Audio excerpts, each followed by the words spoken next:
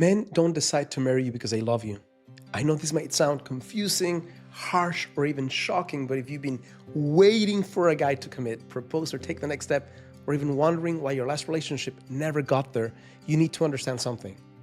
Do I love her deeply is rarely the question he's stuck in, but there's a completely different question running through his mind, and more accurately, his entire nervous system. One single question that determines everything as it relates to going all in or not going all in. And most women have no idea he's even asking it. But here's the thing, he's not guessing about the answer. He's watching, he's unconsciously feeling into the answer, and whether you know it or not, you're answering it for him through every interaction, every argument, every repair attempt or lack thereof. He's paying attention to 7 specific signs that give him his answer, and once he gets that answer, he'll either move forward or start pulling back indefinitely.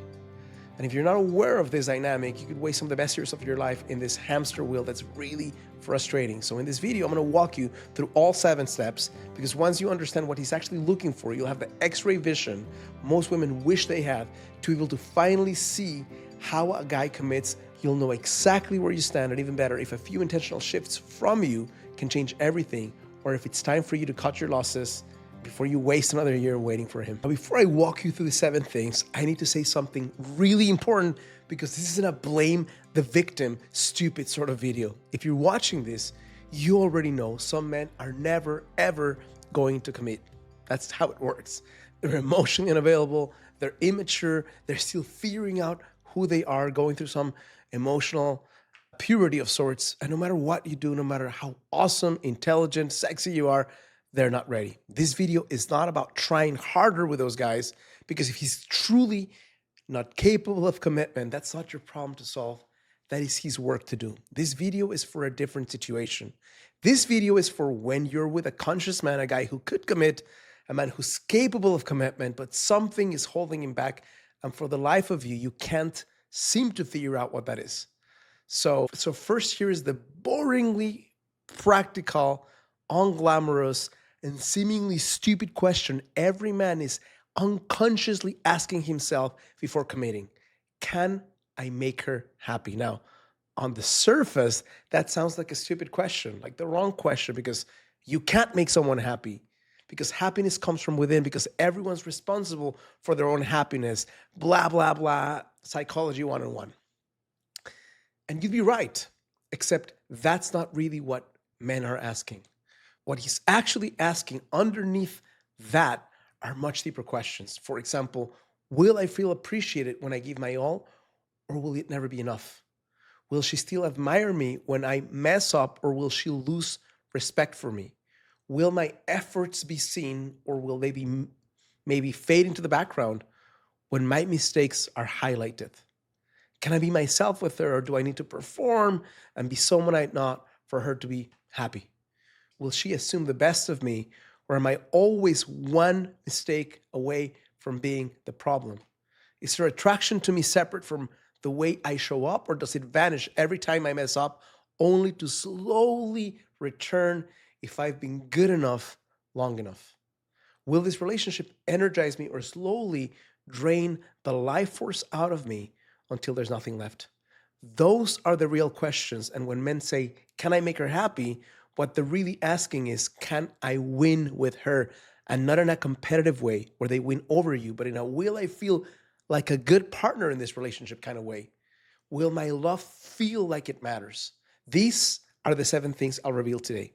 They're the invisible factors that kill commitment, even when love is there, even when he's a good guy, even when everything else seems like it should work. And here's what makes this especially hard. Your friends, maybe your girlfriends, won't tell you about these things. They don't want to hurt you, and they're loyal to you. So when you vent about this guy, they're probably going to say, hey, he's intimidated by a strong woman, or he's just scared of commitment, or he doesn't deserve you. And while those might make you feel good, what they won't say is maybe the way you react when he's late is making him feel like he can't win. They probably won't say, I've noticed you focus a lot more on what he does wrong than what he does right. They're not going to say, have you considered that he might not feel admired by you anymore? Those conversations typically don't happen, but they need to, because if a capable, good man is pulling back, there's usually a reason, and you deserve to see it clearly, not so you can beat yourself up, but so you can make an informed choice about what to do next. Number one is, do small things keep turning into big things? He's not counting how many fights you have. What he's watching for is what happens with the small stuff. Does he forget to text you? He's running late, and that turns into a bit of a lecture about respect. Does he forget to pick something up, and suddenly you feel like you don't really value me? I'm not talking about once. I'm talking about a pattern over time. Does everyday friction keep escalating until life with you feels a bit more heavy than easy?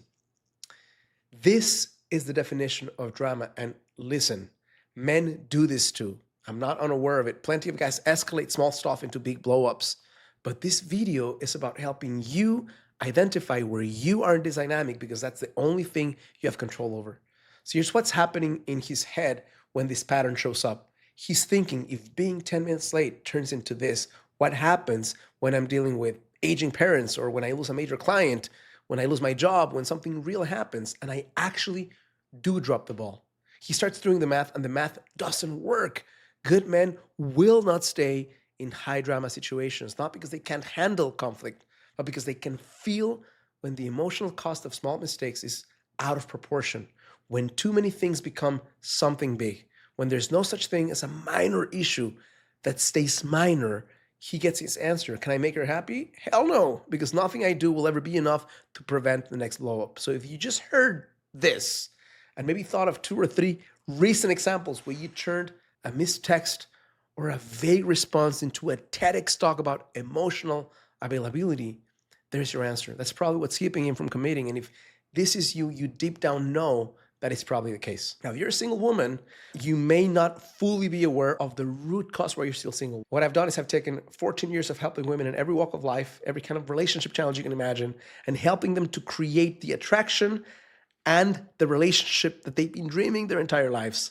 And I put together a quiz. You can take in about 60 seconds that will reveal to you the root cause, the blind spot, the real reason you're still single. If you want to participate, all you have to do is go to the first link on the description of this video. You will see a page that looks like this. Answer a few simple questions within 60 seconds. You'll get 2 things: the answer to the elusive question why you're still single, and a custom report based on your unique blind spot that's going to share with you what's the number one action you can take today to attract the relationship you want in a fraction of the time. Number 2, do you judge him for his character or his behavior? There's a giant difference between "you forgot to call me" and "you are so selfish." One is about what happened. The other is a verdict about who he is as a human being. So when he messes up, does the conversation stay focused on the actual issue, or does it turn into evidence of a character flaw? Does being late become you're just not considerate? Does forgetting to do something become you're not reliable? Does having a bad day become you're emotionally distant? Because here's what happens when his mistake gets filed under proof of what's wrong with him. He stops feeling like your partner and begins to feel as though he's on trial. And over time, he starts wondering, does she even like who I am? Because if every mistake confirms some deeper flaw in my character, then she doesn't see me. Men need to feel fundamentally accepted by you and liked by you. Not perfect, not flawless, but accepted. And when your feedback goes along into his character instead of his behavior, feeling accepted feels impossible. So the answer to the question, can I make her happy, becomes no, because in her eyes, I am fundamentally flawed. So here's the test. When he screws up, can you separate the action from the person? Can you say that hurt me without making it you're the kind of person who hurts people, or worse, you're the kind of man who hurts women? Because if you can't, he's not going to stick around for long to keep proving you right. Number 3, after conflict, how long does it take for physical closeness to return? I'm not talking about the conversation. I'm not talking about the apology. I'm talking about touch, cuddling, flirting, and sex. After you fight, how long does it take for things to feel normal again physically? Is it a few hours? Is it the next day? Does it stretch into days or even weeks? Because here's what most women don't realize. Men don't just experience this connection emotionally. They also feel it physically. Rejection activates the same area of the brain as physical pain. And when many arguments create a distance that takes forever to cross, he starts calculating what that means to him in the long term. He's thinking, one fight about dinner plans means no intimacy for today's. What happens when we have a real disagreement? What happens when life gets stressful and we're arguing more often? And look, no one expects you, no reasonable person expects you to want to jump into bed right after a heated argument. That's not what this is about. But if physical distance becomes a pattern, if closeness consistently gets withheld for days after conflict as a way to protect yourself, or worse, unconsciously to punish him, he feels it. And he starts wondering if the warmth between you is conditional on him never messing up. And then the answer becomes, I can't make her happy because one mistake means I lose her for days at a time. And that's too painful. So here's the real question. After a fight, can you find your way back to him relatively quickly? Not by pretending that crap didn't happen, but by committing to repair and then letting the repair actually do its job.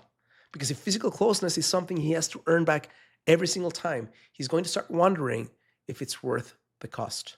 Number 4, when he initiates sex and you're not in the mood, how do you handle it? I want to acknowledge something very important and nuanced here. For most women, sex and desire work differently than for men. And there's solid research to back this up. For example, Dr. Rosemary Basson found that for many women, desire is responsive. It needs certain conditions to even show up. Connection, manageable stress, feeling appreciated, feeling safe, and having enough bandwidth. Men are affected by those things too, obviously, but our desire often shows up regardless, as you may have seen. So for most women, if those conditions aren't met, desire won't even emerge. And a guy who understands how women's desire works won't expect you to always be ready when he is. But the question is, how do you respond when you're not? Because there are 2 very different ways this can go. Option 1, door number 1, is you're exhausted, you're not in the mood, but you respond with warmth. I'm really tired tonight, honey, but I miss you too. Can we reconnect this weekend? Or, hey, not tonight, but come here, and you kiss him, touch him, show him in some way you still want him, even if you can't be sexual right now. Door number 2, you're exhausted, you're not in the mood, and you respond with annoyance, like, ugh, really? Or I'm tired, or an eye roll, or not everything's about sex. Maybe a sigh that makes it clear his desire for you is just one more thing you have to deal with. So here's what happens over time with door number 2. He stops reaching out for you, not because you said no, but because of how you said no. Because when he initiates, he often feels like his attraction to you is a burden, an inconvenience, a problem you have to manage. And then the answer becomes, I can't make her happy because my desire for her seems to annoy her more than it's welcomed. So here's the real question. Does he feel wanted by you even when you can't be sexual in that moment? Or does he feel like wanting you is something to be shameful about or something you resent? Because if it's the second one, he's eventually going to stop wanting you altogether, not because he doesn't want you, but because he wants to self-protect. Number 5, do you explain your mistakes circumstantially, but he's logically? Now, this one goes deeper into what we just spoke about, because it's not just about whether you judge him for a character instead of behavior. It's about whether you give yourself a freaking hall pass that you don't give him. Therapist Esther Perel calls this fundamental attribution error, and it's one of the most damaging patterns in relationships. Here's how it works. When you're late, it's because traffic wasn't bearable. But if he's late, it's because he doesn't value your time. When you forget something, it's because you've been overwhelmed and juggling too much. When he forgets something, it's because he doesn't listen or he doesn't care. When you snap at him, it's because you had a brutal day at work. When he snaps at you, it's because he's mean or doesn't respect you. Do you see the pattern? Your behavior is explained by circumstances, the situation, the context, and what was happening around you. His behavior is explained by character, who he is, what's wrong with him, what he lacks. As Esther Perel puts it, you're a bad person. I just had bad circumstances. And here's the thing. We all do this at some level. It's human nature to see ourselves as complex and nuanced, shaped by a million factors, while seeing others as simpler, more one-dimensional. But in a relationship, this destroys trust, because when he realizes that his mistakes get attributed to his character while yours get attributed to your circumstances, he stops feeling like you're equal. He feels like you see him as fundamentally flawed while you see yourself as fundamentally good, but occasionally stressed. And then the answer becomes, I can't make her happy because she doesn't see me as complex. She doesn't give me the same grace she gives herself. So here's the question. When he messes up, do you ask yourself what's going on with him? What's happening in his world? Or do you conclude that's just who he is? Do you have a secret double standard? Because the way you answer those questions determines whether he feels seen or judged by you. Number 6, What's your balance of appreciation to request for change? This one's subtle, but men feel it deeply. It's not about individual moments, it's about the overall balance, the ratio between appreciation and things that need to be corrected, between thank you and but you should have. Because here's what happens: he shows up for you during a difficult time. You feel grateful, but you mention, what took you so long? Thank you for being here, but I really needed you last week when this first happened. He does something thoughtful and you acknowledge it, but then immediately or shortly thereafter pivot to what else needs attention. And hey, requests aren't wrong. Growth in a relationship requires consistent feedback on both sides. But the question is, what is the freaking ratio? If it's 80% requests for improvement and 20% acknowledgement and gratitude of what's already working, or is it the reverse? Because when the balance tips too far towards what needs to change, he stops feeling like someone you value and starts feeling like a project you're trying to fix. Men need to feel fundamentally seen for who they are and what they bring, not just what they lack. And when your focus is more consistently on the gap, on what's not there, what could be better, what still needs work, he starts wondering, will I ever be enough? And then the answer becomes, I can't make her happy because she's focused on everything I'm not instead of who I am and what I bring to the table. So please ask yourself honestly, when you think about him, guy in question, current or past, is your first thought gratitude for who he is, or is it a mental checklist of what you wish were different? Because he can feel with his heart which one it is, and it changes everything. Number 7 and last one for today. Do you still admire him? This is huge. I'm not talking about whether you love him. I'm talking about whether you still look at him and feel genuinely proud of who he is as a man. Do you see him as capable, as someone you respect, someone you'd brag about to your friends or strangers? Or has that feeling been replaced with something closer to disappointment or frustration? Because what kills many relationships is not a lack of love, it's the admiration dies. And for men, it's the exact same freaking thing. Over time, something shifts. You stop seeing him as your partner and start seeing him as someone who needs to be managed or improved. You become his life coach, his mom, his boss, always redirecting him, correcting him, helping him improve. You can hear it in your tone of voice when you talk to him.